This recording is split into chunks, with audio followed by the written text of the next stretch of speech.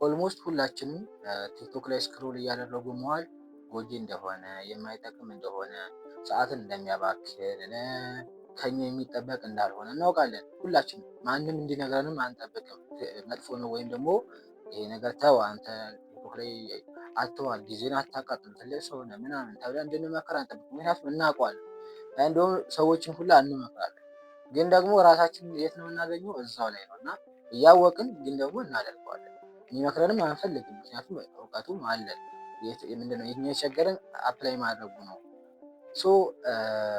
ስለዚህ እያወቅነው ሰዎችንም እየመከርን ግን ደግሞ የኛ ህይወት ሲታይ በቲክቶክ የተነሳ የተመሰቃቀለ ነው። በቲክቶክ የተነሳ የጸሎት ሰዓታችን የተጎራረደ ነው። ወይም ደግሞ የምንጸልይበት እና የማንጸልይበት ቀን ሊኖር ይችላል። በቲክቶክ የተነሳ ማለት ነው።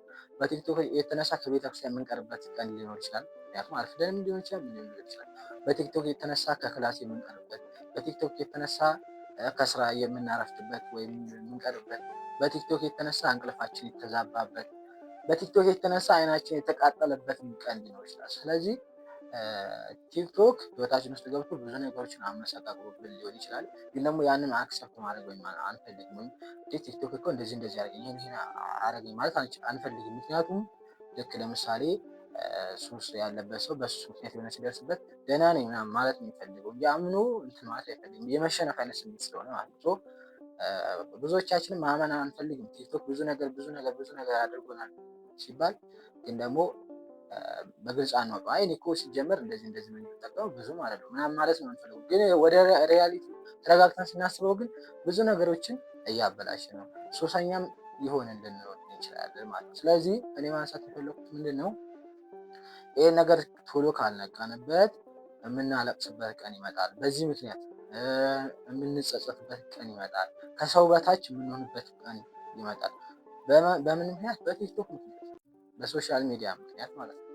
ስለዚህ ይሄ እንዴት ሊሆን ይችላል? ምክንያቱም ሰዓታችን እያቃጠለ ነው። አይምሮአችን ራሱ ብዙ ነገር እየበራች ነው። ብዙ ነገር መማር ባለብን በወጣትነት እድሜያችን ብዙ ነገር ሰው ቲክቶክ ላይ 3 ሰዓት 4 ሰዓት ስክሮል ያደረገ የሚያስቁትን ነገሮች ምናምን ሊሆን ይችላል። ብቻ ብዙ ነገር ድብልቅልቅ ያለ ነገር አይቶ ምንም የሚጨብጠው ነገር ይዞ ይወጣል። እንትናን አይተኸዋል? እንትና የሰራው የለቀቀውን ቪዲዮ አይተኸዋል ብሎ ነው የሚበቃ። እውቀቱ ያ ነው የሚሆነው። ከቲክቶክ የሚገኝ እውቀት እንትና የለቀቀውን ቪዲዮ አይተኸዋል የሚል እውቀት ነው። ስለዚህ በዛ 4 ሰዓት ምናምን በወጣትነት ሰው ቁጭ ብሎ ስክሮል ሲያደርግ ይሄ ሁሉ ሰዓት አስቡት። አንድ ሰዓቱን ጸሎት ይጸልዩበት ቢሆን ምን ያክል ጸሎት ያደርስ? አንድ ሰዓቱን መንፈሳዊ ነገር ቢያጠናበት፣ አንድ ሰዓቱን በዓለማዊ ነገር የሆነ ነገር የሚያጠናበት ነገር ቢሆን፣ አንድ ሰዓቱን ደግሞ የሆነ የሚያዝናናው ነገር ቢያደርግበት እንኳን መጽሐፍን ማንበብ ሊሆን ይችላል፣ ሌላ ነገር ኢቨን ቲክቶክን ማየት ካዝናናውና ችግር ከሌለው በአንድ ሰዓቷ ማይቷባት 3 ሰዓት እንደዛ ተጠቅሞት እንኳን ቢሆን ምን ያክል ፕሮዳክቲቭ ደግሞ ማሰብ ነው። ስለዚህ ቲክቶክ ላይ በቀላሉ እናጠፋቸው ቪዲዮዎች ትንሽ ይመስላሉ ወይም ላናስተውላቸው እንችላለን። ወይም ብዙ ስራ ስለሌለብን ወይም ምናምን የሚያስገድደን ሰው ስለሌለ ምናምን ለዛ ላናስተውላቸው እንችላለን። ግን በኋላ የሚያጸጽተን የሚያስለቅሰን ከሰው በታች የሚያደርገን ቀን ይመጣል። ምክንያቱም በእኛ እድሜ ያሉ ሰዎች ብዙ ነገር እያደረጉ እኛ ግን አሁንም እድሜያችን እየቀለድበት ነው። አሁንም ለሰው የሰው ቪዲዮ ነው ሼር ምናምን ላይክ የምናደርገው። ምክንያት የሚጠቅሙ ነገር እንኳን ቢሆን እሺ እና እንደምታውቁት ደግሞ የማይጠቅሙ ናቸው። ብቻ እሺ የኔ ፖይንት እሱ አይደለም እና እንደዛ ነው። ስለዚህ መፍትሄው ምንድነው ነው? መፍትሄው አብዛኛው ቲክቶክ ላይ ያለ ሰው፣ አብዛኞቻችን ቲክቶክ አካውንት ያለን ስልካችን ላይ ቲክቶክ አፕሊኬሽን ያለን ሰዎች ቲክቶክ የሚመለከተን ሰዎች አይደለም። ማለትም ከቲክቶክ የምናገኝ ጥቅም የለም። ወይ ትምህርት አናገኝበትም ወይንም ደግሞ እንደ ኮንተንት ክሬተር ቲክቶክ ላይ የሆነ ነገር እንትን ብለን ሰርተን በምንም ይሁን በምንም ብቻ ፕላትፎርሙ በሚፈቅደው መንገድ ገንዘብም አናገኝበትም ወይንም ደግሞ እውቀትም አናገኝበትም። የምናገኝበት ምንም አይነት ነገር የለም። መዝናኛም ነው ሲባል እውነት ለመናገር አብዛኛው ሰው በቲክቶክ ምክንያት ስትረስ ውስጥ ነው እንጂ የሚገባው የሚዝናናም። ምክንያቱም በቲክቶክ ምክንያት የጥናት ሰዓትን፣ በቲክቶክ ምክንያት የጸሎት ሰዓትን ከሸራረፍ ለጊዜው እዛ ልትስቅ ትችላለህ። ሲወጣ ግን ውፍ እያልክ ነው የምትወጣው ማለት ነው። ከ4 ሰዓት በኋላ ከቲክቶክ ላይ ስትነሳ ውፍ እያልክ ነው የምትነሳው። ስለዚህ ስትረስ ያመጣል እንጂ ምንም ነው። ስለዚህ አብዛኛው ሰው ከ99% በላይ ማለት ይችላለሁ ቲክቶክ የሚጠቅመው ሰው አለ። ስለዚህ እንደዚህ አይነት ሰው መሆን ያለበት ተቀራርቦ መውጣት ያለበት። ሰበብ አያስፈልግም። አይ እኮ ቲክቶክ አንዳንድ ቀን ይጠቅማል። አንዳንድ ቀን የሚባል ነገር ነው ሁሉንም ቀን የሚያበላሸው። ስለዚህ አንዳንድ ቀን የሚባል ነገር የለም። ጥቅም ከሌለው የለውም። ትናንሽ ነገሮች ከሆኑ ሌላ ቦታ ማግኘት አለ። ለምሳሌ አንድ ሰው እኮ ሊያስብ ይችላል። አይ እኔ ቲክቶክ ላይ እንትና ስለሚያየው እንትና የሚባል የሆነ መምህር አለ የሚያስተምር ወይም ለምሳሌ እንትን እኮ አለ ምንድን ነው የአባ ገብረ ኪዳን ሊቀ ሊቃውንት አባ ገብረ ኪዳን የሚያስተምሩበት ምንድን ነው የእነሱ ጉባኤ ቤቱ ፈውስ መንፈሳዊ ሚዲያ አለ አይደል? ዩቲዩብ ቻናል ማለት ቲክቶክም አለ።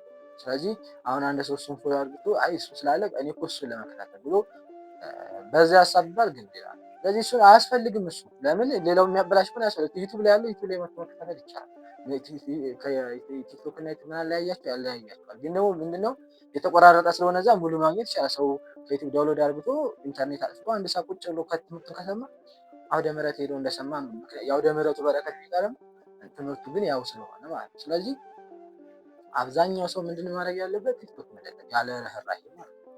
ያለ ርህራሄ መደለም ያለበት።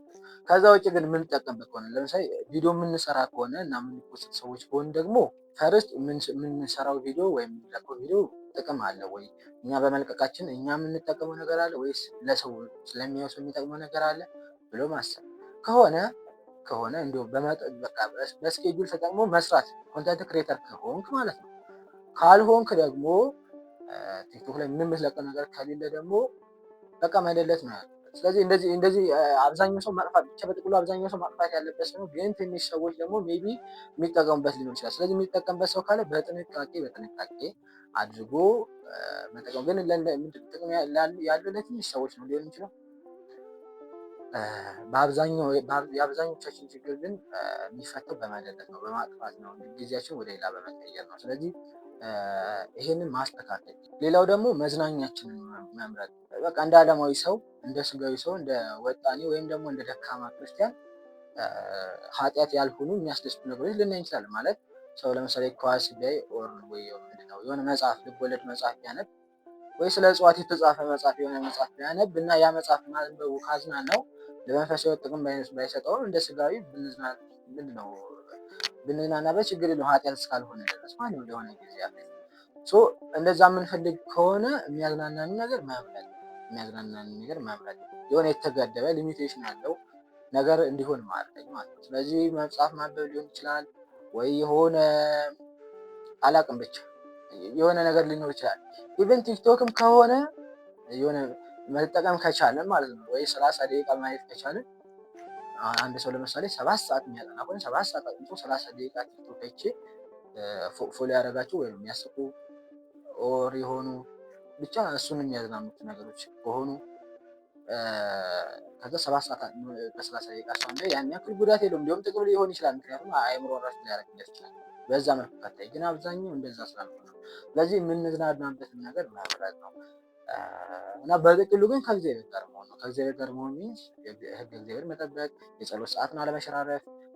ብቻ ክርስቲያን የሆነ ሰው እነኚህ ነገሮች ጥቅማቸውን ጉዳታቸውን ከማወቅ ባለፈ እንዴት መቆጣጠር እንዳለበት ስለሚያውቅ ይስተካከላል። የሚስተካከለው ግን እኛ ክርስቲያን ስለሆነ፣ ስለዚህ እግዚአብሔር ጋር መሆን፣ ንስሐ መግባት፣ ማስቀደስ፣ መቁረብ፣ ሁሌ መጸለይ፣ መጾም እነኚህ ነገሮች ስናደርግ ራሱ የሚያስጠላን ነገር ሊያስጠላን የሚገባው ነገር እያስጠላን ይሄዳል ማለት ነው።